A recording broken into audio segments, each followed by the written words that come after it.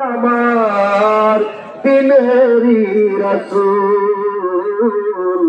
কাদিতেন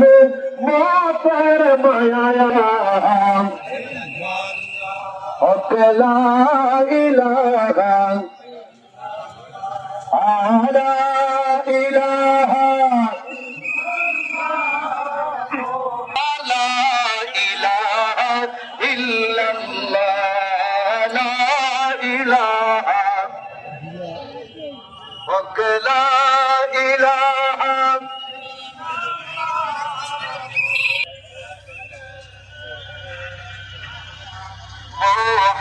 মুহাম্মাদ ওয়ালা